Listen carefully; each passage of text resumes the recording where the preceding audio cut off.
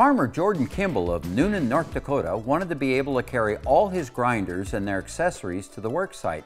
So he created a box from scrap lumber and PVC pipe to house his grinder, cut-off blades, and wire brushes. His setup allows universal storage of any 4 or 4.5 inch angle grinder, corded or cordless, and with or without handles, as well as various accessories.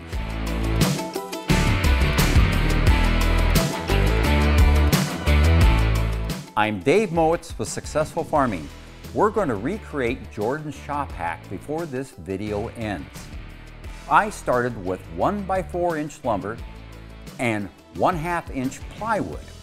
The compartments that cradle the grinders and the grinder attachments were created from 6-inch diameter PVC pipe I had on hand. I used a bandsaw, or you could use a table saw, to cut the pipe lengthwise.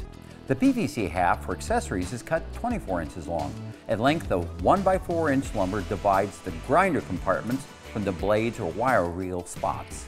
The half moon dividers for this PVC half are cut from 1/2 inch plywood.